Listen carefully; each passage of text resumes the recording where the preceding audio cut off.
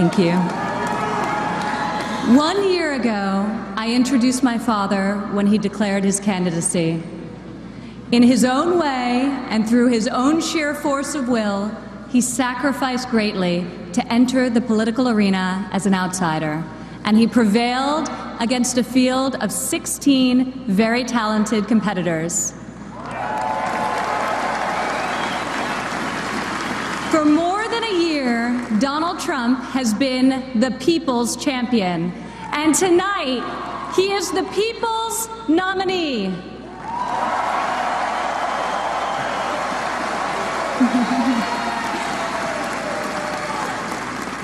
Like many of my fellow millennials, I do not consider myself categorically Republican or Democrat.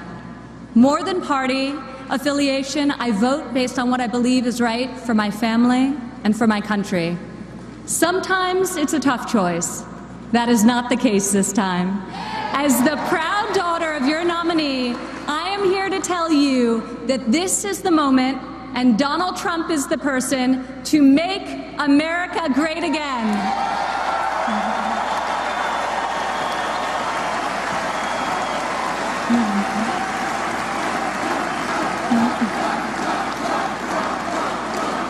Real change, the kind we have not seen in decades, is only going to come from outside the system, and it's only going to come from a man who has spent his entire life doing what others said could not be done. My father is a fighter. When the primaries got tough, and they were tough, he did what any great leader does. He dug deeper, worked harder, got better, and became stronger. I have seen him fight for his family. I have seen him fight for his employees. I have seen him fight for his company. And now I am seeing him fight for our country. It's been the story of his life, and more recently, the spirit of his campaign. It's also a prelude to reaching the goal that unites us all, when this party, and better still this country, knows what it is like to win again.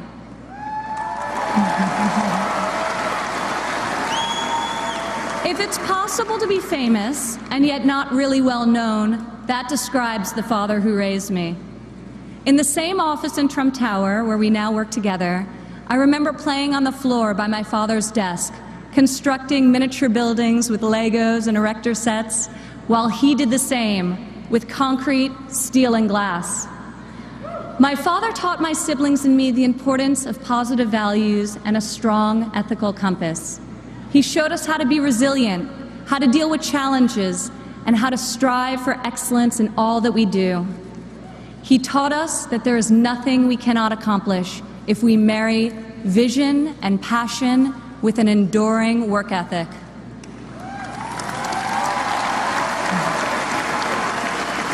One of my father's greatest talents is his ability to see potential in people before they see it in themselves. It was like that for us too growing up. He taught us that potential vanishes into nothing without effort, and that like him, we each had a responsibility to work not just for ourselves, but for the betterment of the world around us. Over the years, on too many occasions to count, I saw my father tear stories out of the newspaper about people whom he had never met who were facing some injustice or hardship. He'd write a note to his assistant in a signature black felt-tip pen and request that the person be found and invited to Trump Tower to meet with him. He would talk to them and then draw upon his extensive network to find them a job or get them a break. And they would leave his office, as people so often do after having been with Donald Trump, feeling that life could be great again.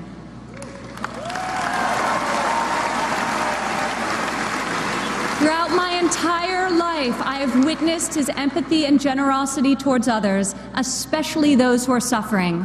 It is just his way of being in your corner when you're down.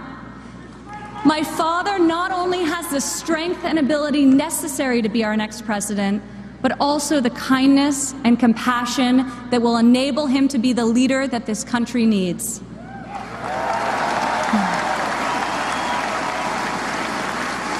My father has a sense of fairness that touches every conviction he's held. I've worked alongside of him for more than a decade now at the Trump Organization, and I've seen how he operates as a leader, making important decisions that shape careers and that change lives. I've learned a lot about the world from walking construction jobs by his side. When run properly, construction sites are true meritocracies. Competence in the building trades is easy to spot, and incompetence is impossible to hide.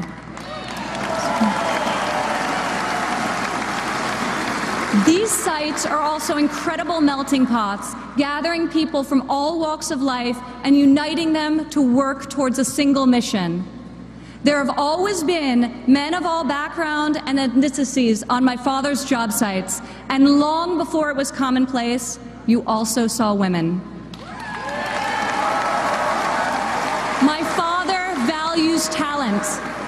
He recognizes real knowledge and skill when he finds it.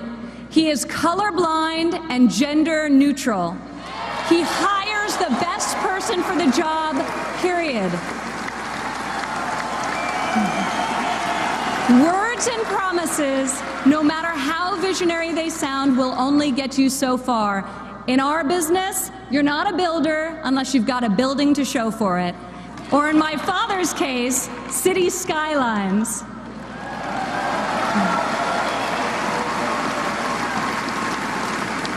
Most people strive their entire lives to achieve great success in a single industry. My father has succeeded in many, on the highest level and on a global scale. One of the reasons he has thrived as an entrepreneur is because he listens to everyone. Billionaire executives don't usually ask the people doing the work for their opinion of the work. My father is an exception. On every one of his projects, you'll see him talking to the super, the painter, the engineers, the electricians. He'll ask them for their feedback, if they think something should be done differently or could be done better. When Donald Trump is in charge, all that counts is ability, effort, and excellence.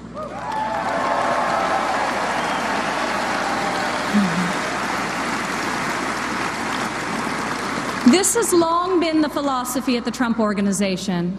At my father's company, there are more female than male executives. Women are paid equally for the work that we do, and when a woman becomes a mother, she is supported, not shut out.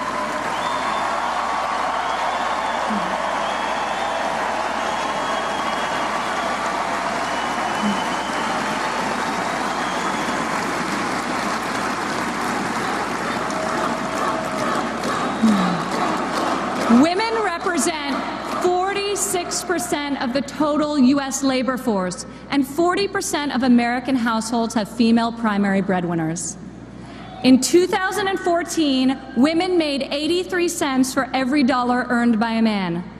Single women without children earn 94 cents for each dollar earned by a man, whereas married mothers made only 77 cents.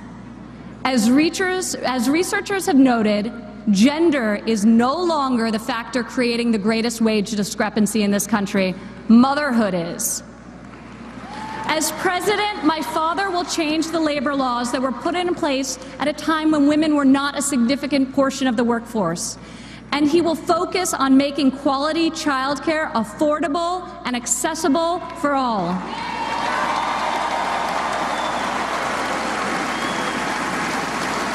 As a mother myself of 3 young children, I know how hard it is to work while raising a family. And I also know that I'm far more fortunate than most. American families need relief. Policies that allow women with children to thrive should not be novelties, they should be the norm. Politicians talk about wage equality, but my father has made it a practice at his company throughout his entire career. He will fight for equal pay, for equal work, and I will fight for this too, right alongside of him.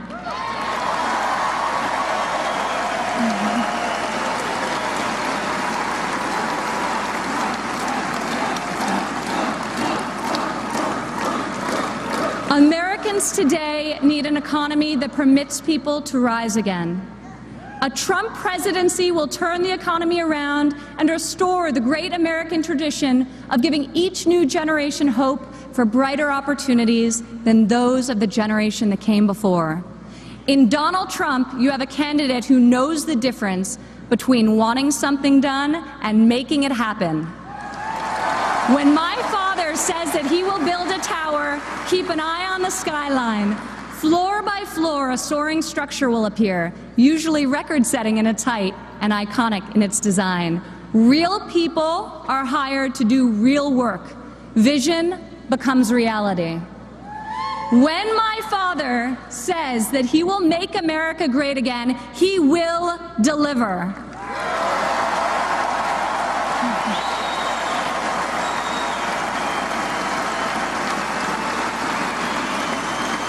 We have a chance this year to reclaim our heritage as a country that dreams big and makes the impossible happen. Fortunately, Donald Trump is incapable of thinking small. When I was a child, my father always told me, Ivanka, if you're going to be thinking anyway, you might as well think big. As president, my father will take on the bold and worthy fights. He will be unafraid to set lofty goals, and he will be relentless in his determination to achieve them. To people all over America, I say, when you have my father in your corner, you will never again have to worry about being let down. He will fight for you all the time, all the way, every time.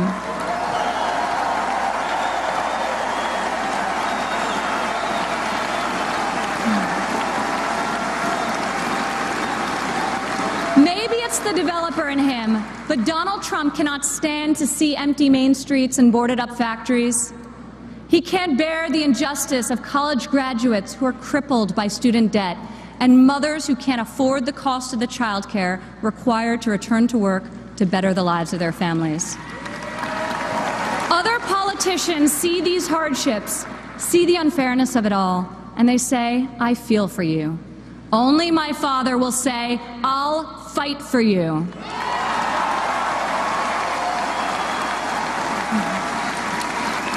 The hard-working men and women of this country identify with my father. He is tough and he is persevering. He is honest and he is real. He's an optimist and he's a relentless believer in America and all of her potential. He loves his family and he loves his country with his heart and his soul. Politicians ask to be judged by their promises, not their results. I ask you to judge my father by his results. Judge his values by those he's instilled in his children. Judge his competency by the towers he's built, the companies he's founded, and the tens of thousands of jobs he's created. He is the single most qualified person to serve as chief executive of an $18 trillion economy. My father will call upon the best and brightest people from all spheres of industry and both sides of the aisle, a new set of thinkers to face our country's existing and future problems with fresh perspective and brave new solutions. Come January 17, all things will be possible again. We can hope and dream and think big again. No one has more faith in the American people than my father. He will be your greatest, your truest, and your most loyal champion.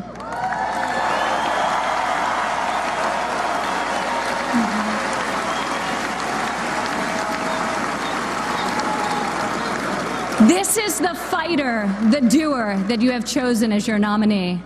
In ways no one expected, this moment in the life of our country has defined a mission and given it to an extraordinary man. He is ready to see it all the way through, to speak to every man and every woman of every background in every part of this great country, to earn your trust and to earn your vote. He earned that and much more from me a long time ago.